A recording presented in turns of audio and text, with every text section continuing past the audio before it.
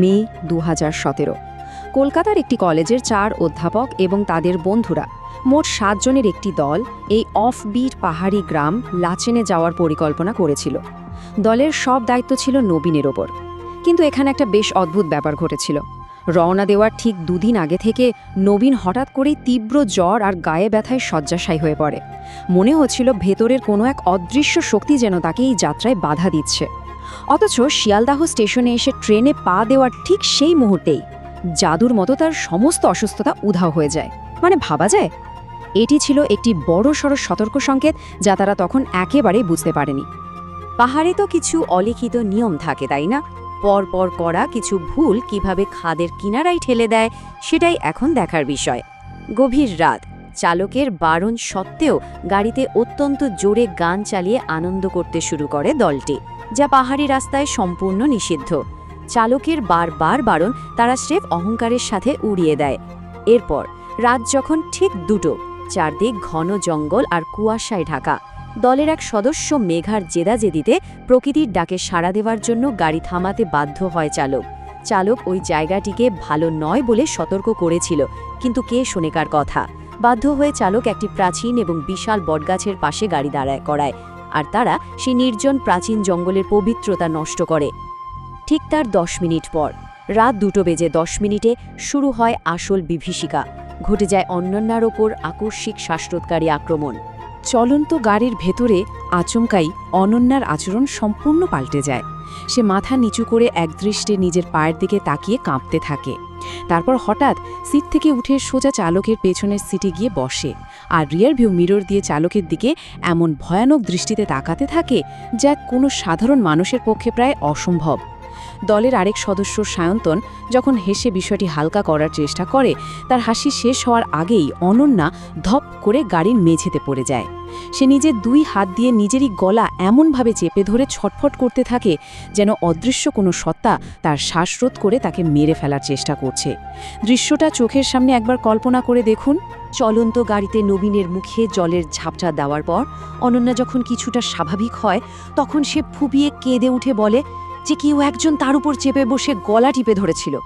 বন্ধুরা যখন টর্চের আলো জ্বেলে তার গলা পরীক্ষা করে, বিশ্বাস করুন, সেখানে যা দেখা যায় তা যে কোনো যুক্তিবাদী মানুষের স্নায়ু বিকল করে দেওয়ার জন্য যথেষ্ট। টর্চের আলোয় দেখা যায় অনন্যার গলায় ফুটে উঠেছে ঠিক 4টে আঙুলের কালছিটে দাগ। কোনো অদৃশ্য হাতের এক নিষ্ঠুর প্রাণঘাতী মুঠোর অকাট্য প্রমাণ ছিল এই 4টে দাগ। ভোরবেলা বহু কষ্টে লাচেনের সেই বুকিং করা কাঠের কটেজে পৌঁছায় সবাই। নবীন ব্যক্তিগতভাবে অত্যন্ত ধার্মিক ছিল এবং সে কলকাতার এক প্রবীণ সাধুকে নিজের গুরু মানত। কটেজে পৌঁছানোর সাথে সাথেই সে তার গুরুজিকে ফোন করে রাতের এই ভয়ানক অভিজ্ঞতার কথা জানায়। গুরুজি পরিস্থিতি শুনেই বুঝতে পারেন বিপদ মোটেই কেটে যায়নি, বরং অশুভ শক্তি তাদের সাথে কটেজ পর্যন্ত চলে এসেছে। তাই তিনি নবীনকে স্পষ্ট নির্দেশ দেন, কবচটা হাতছাড়া করিস না, অনন্যা আর মেঘার ওপর কড়া নজর রাখ। কটেজে পৌঁছানোর পর যখন বাকিরা মালপত্র নামাচ্ছিল, শুরু হয় এক অবিশ্বাস্য মায়াবী ছলনা। নবীন তখন ওয়াশরুমে। ঠিক সেই মুহূর্তে নিচে দাঁড়িয়ে থাকা বন্ধুরা স্পষ্ট দেখতে পায় নবীন কটেজ থেকে বেরিয়ে সোজা হেঁটে গিয়ে রাস্তার পাশের গভীর খাদের দিকে এগোচ্ছে। বন্ধুরা চিৎকার করে ডাকলেও সে অবয়বটি ফিরে তাকায় এবং সবার চোখের সামনে খাদে ঝাঁপ দেয়। কান্নায় ভেঙে পড়ে বন্ধুরা যখন খাদের ধারে দৌড়ে যায়, ঠিক তখনই এক অবিশ্বাস্য ঘটনা ঘটে। তাদের পেছনে কটেজ থেকে বেরিয়ে আসে সম্পূর্ণ সুস্থ আসল নবীন।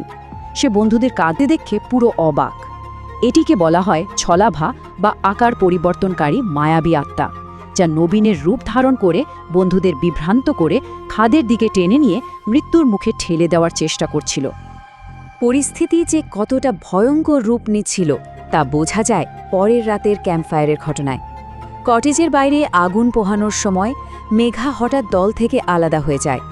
একটু দূরে একা বসে আকাশের দিকে তাকিয়ে সে এক অদ্ভুত অস্বাভাবিক হাসি হাসতে শুরু করে। নবীন যখন তার কাছে গিয়ে একা বসে থাকার কারণ জিজ্ঞেস করে, মেঘা তখন তার দিকে ঘোরে, কিন্তু মেঘার মুখ থেকে যে কণ্ঠস্বর বেরিয়ে আসে তা কোনো তরুণীর ছিল না। সেটি ছিল একটি সম্পূর্ণ পুরুষালী, গভীর এবং অস্বাভাবিক গলার স্বর। সেই স্বরই নবীনকে সরাসরি হুমকি দিয়ে বলে ওঠে, তুই এখান থেকে চলে যা, নয়তো তোকেও শেষ করে দেব। এই চরম মুহূর্তে নবীনের উপস্থিত বুদ্ধি এবং তার পবিত্র কবচের উপর আধ্যাত্মিক বিশ্বাসী সবাইকে রক্ষা করে। কবচ জিনিসটা তো আমরা অনেকেই জানি, তাই না? অশুভ শক্তির হাত থেকে রক্ষাকারী এক পবিত্র বস্তু। এক মুহূর্ত দেরি না করে নবীন নিজের গলা থেকে সেই পবিত্র সিদ্ধ কবচটি খুলে নেয়। তারপর সে সোজা সেটি মেঘার কপালে ঠেকিয়ে দেয়। এর প্রভাব ছিল দেখার মতো। মেঘা যেন কোনো এক অদৃশ্য ধাক্কায় ছিটকে পড়ে যায় এবং সাথে সাথে জ্ঞান হারায়। জ্ঞান ফেরার পর তারই ঘটনার বিন্দুমাত্র স্মৃতি ছিল না। এই ঘটনাটি স্পষ্টভাবে প্রমাণ করে যে সত্তাটি মেঘাকে পুরোপুরি নিজের নিয়ন্ত্রণে নিয়ে নিয়েছিল। কিন্তু আসল বিভীষিকা তো তখনও বাকি। সেই রাতেই কটেজের নিচের তলার ঘরে নেমে আসছে চরম আতঙ্ক। মাঝরাতে অনন্যা হঠাৎ বিছানা থেকে উঠে ঘুমন্ত অবস্থায় দেওয়ালের দিকে এগোতে থাকে। সায়ন্তন এবং নবীন তাকে আটকানোর চেষ্টা করে, কিন্তু এরপর যা ঘটে তা বৈজ্ঞানিক নিয়মের সম্পূর্ণ বাইরে। অনন্যা একটি সাধারণ শারীরিক গঠনের মেয়ে, তার মধ্যে ভর করে এক অলৌকিক পৈশাচিক শক্তি। সে এক ধাক্কায় 93 কেজি ওজনের সুঠাম দেহের অধিকারী নবীনকে ঘরের এক প্রান্ত থেকে অন্য প্রান্তে শূন্যে ছুঁড়ে ফেলে দেয়। এরপর সে নিজেকে ঘরের বাথরুমের ভেতর নিয়ে গিয়ে দরজা ভেতর থেকে লক করে দেয়। প্রশ্ন হলো, সেই বদ্ধ বাথরুমের ভেতর আসলে কি শুরু হয়েছিল? বাথরুম ভেতর থেকে বন্ধ হয়ে যাওয়ার পর নবীন যখন দরজার ওপরে থাকা ভেন্টিলেটরের ছোট্ট জানালার কাঁচের ফাঁক দিয়ে টর্চ জেলে ভেতরে তাকায়, দৃশ্যটা যে কতটা ভয়ঙ্কর হতে পারে তা কল্পনা করাও কঠিন। তার তো রীতিমতো স্নায়ু জমে যায়। সে দেখে অনন্যা মেঝেতে দাঁড়িয়ে নেই। সে রীতিমতো শূন্যে ভাসছে। কোনো এক অদৃশ্য দানবীয় শক্তি যেন অনন্যার চুল শক্ত করে মুঠি করে ধরে তাকে দেয়ালের গাবে ওপরের দিকে টেনে তুলছে। মাধ্যাকর্ষণ শক্তি যেন কোনো অস্তিত্বই সেখানে ছিল না। এটি ছিল খাঁটি অতি প্রাকৃত এক ক্ষমতা, যা মানুষের বোধগম্যতার সম্পূর্ণ বাইরে। বাথরুমের ভেতরের ওই বিভৎস দৃশ্য দেখে নবীন বুঝতে পারে যে নিজেদের ক্ষমতায় অনন্যাকে বাঁচানো আর কোনোভাবেই সম্ভব নয়। মরিয়া হয়ে সে মাঝরাতেই ভিডিও কল করে তার সেই গুরুজিকে। গুরুজি ফোনের স্ক্রিনের ওপার থেকেই পরিস্থিতি বুঝতে পারেন এবং 1 সেকেন্ডও দেরি না করে অত্যন্ত শক্তিশালী আধ্যাত্মিক মন্ত্র পাঠ শুরু করেন। মন্ত্রের শক্তি যত বাড়তে থাকে, অশুভ সত্তার নিয়ন্ত্রণ ঠিক ততটাই শিথিল হতে শুরু করে। এক পর্যায়ে মন্ত্রের প্রভাবে সেই অদৃশ্য শক্তি অনন্যাকে ছেড়ে দিতে বাধ্য হয়। অনন্যা সজোরে বাথরুমের মেঝেতে আছড়ে পড়ে, আর সাথে সাথে বাথরুমের লক করা দরজাও খুলে যায়। সে যাত্রায় অনন্যা কোনো মতে প্রাণে বেঁচে যায়। পরের দিন সকালেই নবীন আর কোনো ঝুঁকি না নিয়ে ট্রিপ বাতিল করে বন্ধুদের নিয়ে কলকাতার উদ্দেশ্যে রওনা দেয়। কিন্তু আসল রহস্যের সমাধান মেলে মাঝপথে। লাচেনের একটি প্রাচীন শিব মন্দিরে গাড়ি থামিয়ে নবীন সেখানকার এক বৃদ্ধ পুরোহিতকে পুরো ঘটনার কথা খুলে বলে। পুরোহিত মশাই অনন্যা এবং মেঘার হাত দেখেই সব বুঝে পারেন। তিনি জানান, ওই যে প্রাচীন বটগাছটার নিচে তারা রাত 2টোর সময় দাঁড়িয়েছিল, সেটি সাধারণ কোনো গাছ ছিল না। সেটি ছিল একজোড়া অতৃপ্ত তৃষ্ণার্থ আত্মার বাসস্থান। তারা সে নির্জন এবং প্রাচীন স্থানের পবিত্রতা নষ্ট করার কারণেই সেই আত্মাগুলো ক্ষিপ্ত হয়ে তাদের সাথে একেবারে কটেজ পর্যন্ত চলে এসেছিল। নবীনের গলার ওই কবচের অসীম শক্তির কারণেই শুধু ওই অশুভ আত্মা দুটি তাদের প্রাণ কেড়ে নিতে পারেনি। কিন্তু চমকে ওঠার মতো বিষয় হলেও বিপদ তখনও কাটেনি। পুরোহিত জানান যে সেই আত্মা দুটো তখনও মন্দিরের সীমানার ঠিক বাইরে অপেক্ষা করছে। মন্দির থেকে বেরোলেই তারা আবার আক্রমণ করবে। বাঁচার জন্য পুরোহিত কিছু অত্যন্ত সুনির্দিষ্ট এবং কড়া নির্দেশ দেন। প্রথম ধাপ, পবিত্র লাল সুতো হাতে বাঁধা। তিনি সবার হাতে একটি করে রক্ষা কবচ বেঁধে দেন। দ্বিতীয় ধাপ, বেরোনোর সময় সেটি ছুঁড়ে ফেলা। তৃতীয় ধাপ, মুক্তির কথাগুলো উচ্চারণ করা। ছুঁড়ে ফেলার সময় বলতে হবে, যারা আমাদের সাথে এসেছো তারা এখানেই থেকে যাও, আমাদের মুক্তি দাও। আর চতুর্থ এবং সবচেয়ে গুরুত্বপূর্ণ ধাপ, ভুলেও পেছনে ফিরে না তাকানো। হ্যাঁ, কোনো অবস্থাতেই কেউ যেন পেছন ফিরে না তাকায়। এই একটিমাত্র ভুল হলেই মৃত্যু ছিল অবধারিত।